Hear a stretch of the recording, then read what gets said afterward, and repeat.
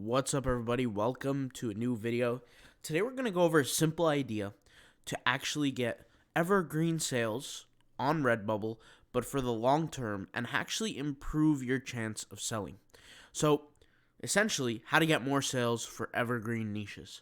Now, evergreen niches could be a little bit hard to compete in because it seems like they're a little bit overflowed, right? There's a lot of essentially results, there's a lot of competition, and I always use this analogy, but it's almost like a needle in a haystack to try to stand out.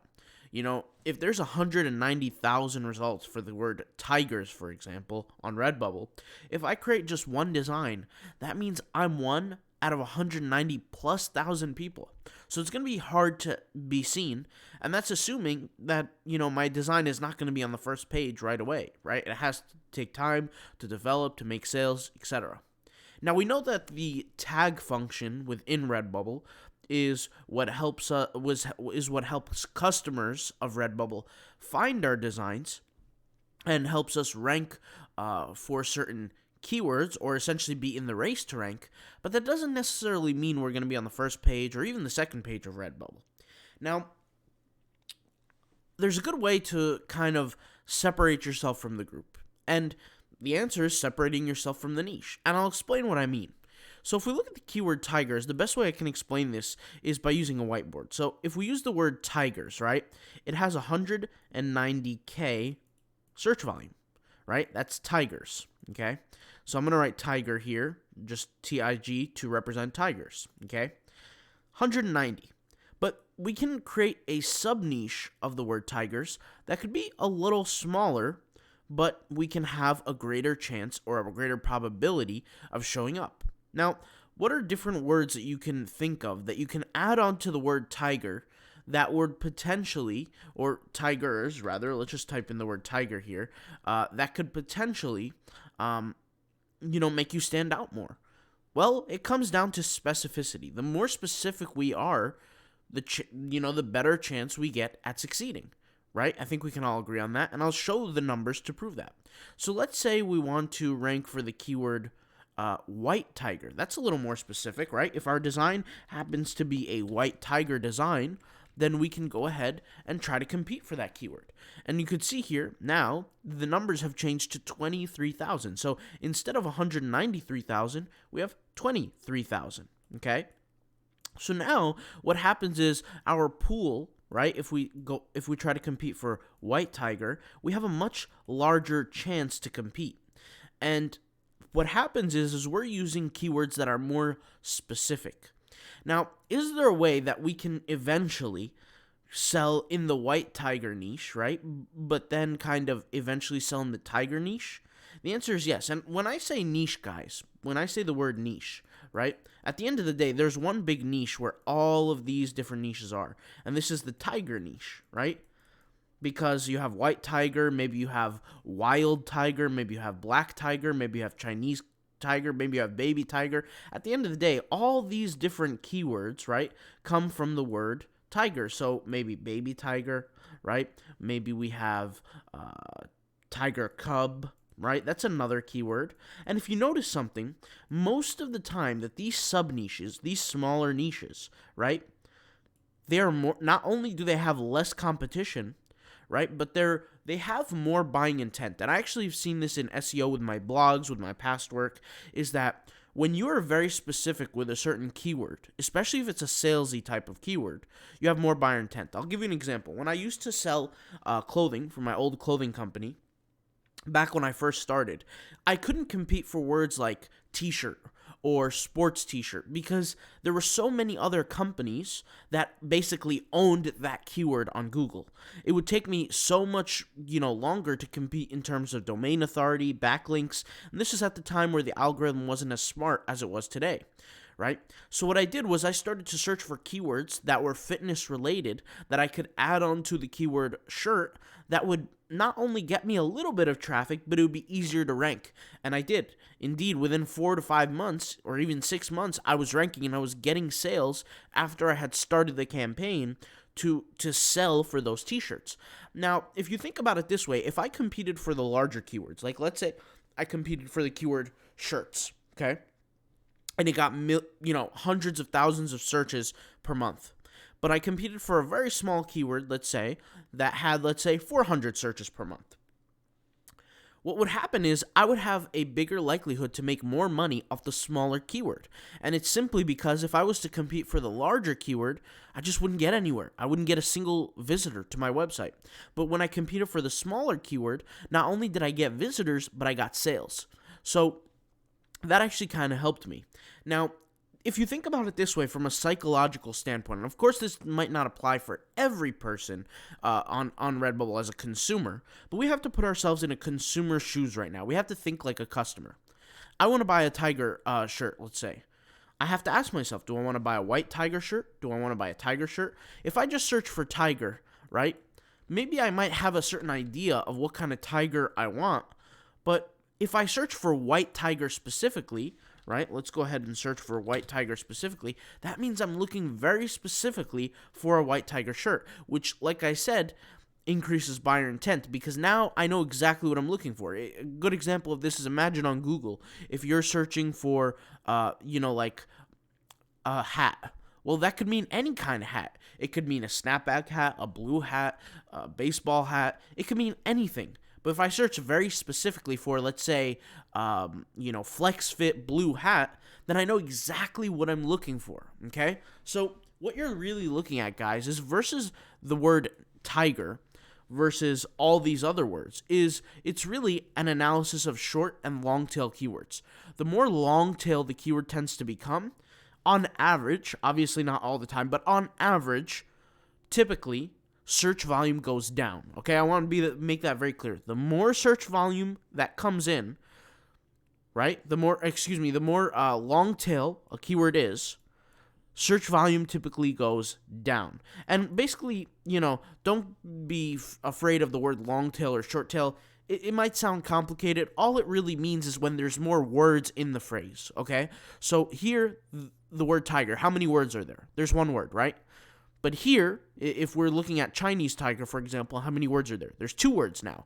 So you could see 190,000 search volume for the word tiger, and you could see here Chinese tiger, 5,600. Just off this alone, if somebody sat here and asked me, if I had like a quiz, and somebody was to ask me, what's a better niche to compete in, the word tiger or Chinese tiger, immediately, me personally, I would say Chinese tiger without any other knowledge, okay? Off just simply one idea. And that's because the results are less. The competition is less, which gives me a chance to better compete, right? If I was to make, let's say, 50 designs for the day in this niche, or 60 designs, let's just say, for the niche, would I rather compete for the regular word tiger or Chinese tiger? I would say Chinese tiger. Now, here's the thing. Because these niches are so close in keywords, when we talk about Chinese tiger or tiger, invariably, I'm going to be ending up ranking for both, right? Because in my tags, I'm going to use the word tiger, and then I'm going to put comma, and I'm going to put Chinese tiger, and then I'm going to put comma, and then have my other tags, right? Well, what's going to happen is with the word Chinese tiger, I'm going to be giving myself a better chance to get attention with the word Chinese tiger, but I'm also going to be competing for the word tiger. Now, what's going to happen is I'm probably not going to succeed with the word tiger immediately. What's going to happen is I'm going to get sales from the keyword Chinese tiger. When people search for Chinese tiger and they find my design, I'm going to get sales from that. And the sales off of that will help me rank for the larger keyword. So sometimes a lot of people in the Redbubble world don't like to add these larger competition keywords, thinking that, it's essentially worthless to compete there. And it's not always the case, right? You don't have to go too hard on them, but it's not always the case. Sometimes you can go for the smaller competition keywords and include very few of the larger competition keywords in a case that, or in hopes that, eventually if you get some sales from the smaller keywords, right, it will help you boost yourself in the ranking for the larger keywords and give you a bigger chance to get sales with the Redbubble algorithm for the smaller keywords, with the smaller long tail, essentially short tail keywords that have less words in them that have more search volume. Okay, now in general, something to play off of. As well as there is less competition, there typically tends to be less search volume. So that's something you want to be aware of as well. So and I'll give you an example, all right? The word tiger. Let's just say 150 people. Well, let's not even say that. Let's just do an estimation. This is literally something I'm pulling out of my behind here. 500 searches per month on Redbubble. Let's just say that, okay? Now, I could be completely wrong, but I would, obviously Redbubble doesn't give us this information, but if I was to search for the word, let's just pick something longer tail here. Chinese Zodiac Tiger 2020. That's a much longer tail keyword, right? 4 words. This one has 1 word. So let's go ahead and click on it, okay? You can see here, not only is the results go down, but I can make the assumption, the valuable assumption, that if we were to compete for the keyword Chinese Zodiac Tiger 2022, there are much less people actually searching for it, okay? Now, some people might say, well, what's the benefit of going after a small keyword like this? And like I said, it helps with buyer intent. If you know exactly what you're searching for, right? Let's say I'm searching for the keyword tiger, but I actually have this intention, right? Then I'm most likely a design that pertains to this keyword is what I'm going to buy. So people that search for this exact keyword are looking typically for that kind of design. And I'm not saying with a 100% probability. There's always a chance that people don't buy, obviously. But all I'm saying is marginally, right, by a factor, it does increase buyer intent. And that's one of the golden rules to be aware of. Now, if you guys want to learn more about tagging and all that kind of stuff, I recommend that you go check out my my tagging course for Redbubble and Google. Majority of my traffic and majority of my sales from Redbubble come from Google, and I kind of show that. But if you guys are new to the channel, like I said, welcome to the channel. We talk a lot about Redbubble now and different strategies and different ways to get sales. And guys, something that I'll say is for the tools that I use, like the Instagram bots, and I've been using this Redbubble tool, this new one, all these different tools are just the icing on the cake. They don't make up the cake. For me, the majority of the majority of my focus is the actual designs, the quality of the designs. It doesn't have to be perfect quality. Like I said, I've said this before. They don't have to be tremendous quality. They just have to be good enough that they're buyable, right?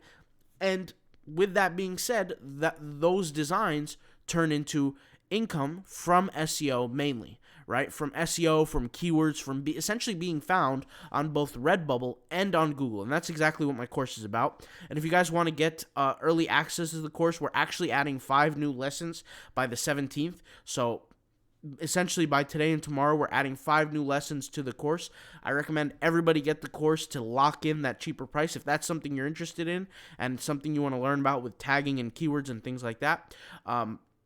But yeah, this is essentially a good beginner way without any tools, without any softwares, without essentially anything complicated to go ahead and start improving your probability to get sales. Guys, whenever I reference the idea of getting sales online, really what I'm really saying is, without saying it, is at the end of the day, you're just increasing your probability to get sales.